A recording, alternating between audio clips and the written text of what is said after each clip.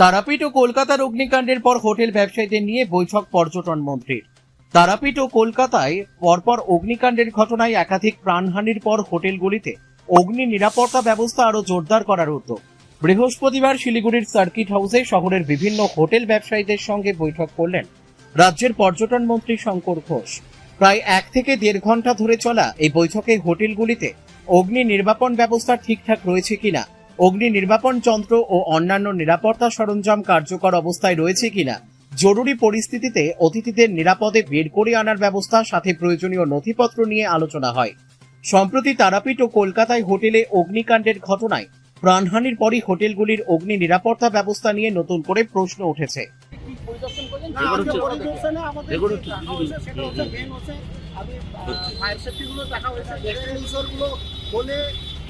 Test করা হয়েছে, আমি নিজের হাত দিয়ে খোলে কার্বন ডাইঅক্সাইড টাইপ ছিল, আমাদের এবিসি টাইপ ছিল, সবগুলো আমি দেখা হয়েছে, ডেট এক্সপায়ার করে দেখা হয়েছে, আর লাইসেন্স দেখা হয়েছে, ফায়ার সেফটি সার্টিফিকেট দেওয়া হয়েছে, দেখা হয়েছে, কমিশনারের সাইড ট্রেড লাইসেন্সগুলো দেখা হয়েছে। যতগুলো ঘুরেছি এখন আমাদের অনারেবল মন্ত্রী সাহেব বলেছিল, আমিও বলছি এখানে আজকে যে ড্রাইভ হয়েছে ওই মধ্যে কোনো ফল্ট পাই না, সব ঠিকই ছিল। সেই পরিস্থিতিতে শিলিগুড়ির হোটেল ব্যবসায়ীদের সঙ্গে এই বৈঠককে যথেষ্ট গুরুত্বপূর্ণ বলে মনে করা হচ্ছে। পর্যটন মন্ত্রীর সঙ্গে বৈঠকে হোটেল ব্যবসায়ীরাও তাদের বিভিন্ন সমস্যা ও নিরাপত্তা সংক্রান্ত বিষয়গুলি তুলে ধরেন।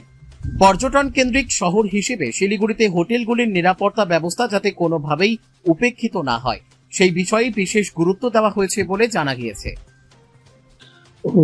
কর্পোরেশনের ট্রেড লাইসেন্স অনলাইনে যতদূর সম্ভব দেওয়া হয়, এবং এর থেকে বোঝা যাচ্ছে যে without any kind of spot visit বা স্পট ভিজিট হলেই একমাত্র এগুলো বোঝা সম্ভব। আমি কমিশনার সাহেবকে বলেছি, এবং বাদবাকিটা আমি কর্পোরেশন আমাদের ইউডিএ ডিপার্টমেন্টের সাথে আমি একটু কথা বলবো যে এই ক্ষেত্রে ট্রেড লাইসেন্স দেওয়ার ক্ষেত্রে আরও কি বিধিনিষেধ চালু করা যায়, স্পট ভিজিট ইত্যাদি, এগুলো দেখা।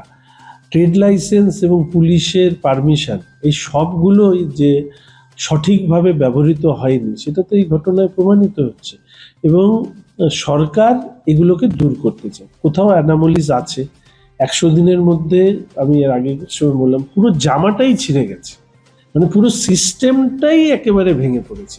এবার সেটাকে সঠিক জায়গায় নিয়ে আসবার জন্য আমাদের কাজ করতে হবে। এই যে আজকে সিরিজ মিটিং করছি, কি আমাদের রাজ্যের সরকারের বিভিন্ন দপ্তরের যারা মন্ত্রীরা আছেন তারা করছেন, এই অভিজ্ঞতাটা নিয়ে সেই অভিজ্ঞতার উপরে দাঁড়িয়ে সরকার সিদ্ধান্ত নেয়। আজকে যা যা অভিজ্ঞতা হলো সেটা সরকারের কাছে যাওয়া হবে, আর অলরেডি বলে দিয়েছি ইন্সপেকশন টিম রেডি হয়ে যাবে, তারপরে ভিজিট করবে, যেখানে বেনিয়ম থাকবে লক করে দেওয়া হবে, এবং সমাজকে আমি বলবো সহায়তা করবে।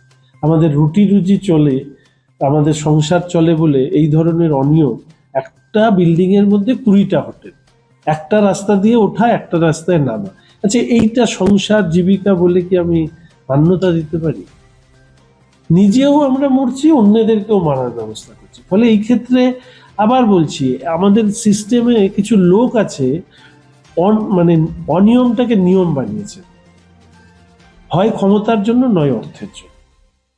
আজকে অন্যের জায়গা দখল করে, অন্য মানে এই যে বিল্ডিং প্ল্যানের কারিগরি করে পুরো চেঞ্জ করে দিচ্ছে, তাহলে সেই বিল্ডিং প্ল্যানের যে দোকানগুলো আছে সেগুলো কেন তার বিরুদ্ধে ব্যবস্থা নেওয়া হবে? আমরা তো কাউকে বলিনি যে আপনারা চেঞ্জ করুন, কোনো নিয়ম আছে। আমি আমার ইচ্ছে মতো যা খুশি করতে পারি, সেটা তো করা উচিত নয়। যদি আমাকে কিছু করতে হয় তার প্রায়র পারমিশন নিতে হবে, সেটা সম্ভব কি সম্ভব না সেটা জানতে হবে। সেটা একজন শিক্ষিত অংশের মানুষেরও যদি এরকম ভায়োলেশন করে, সেটা তো আর সরকারের কাছে সবকিছু প্রত্যাশা করবেন আর আপনি যা নিয়ম মানবেন না, দুটো একসাথে হতে পারে।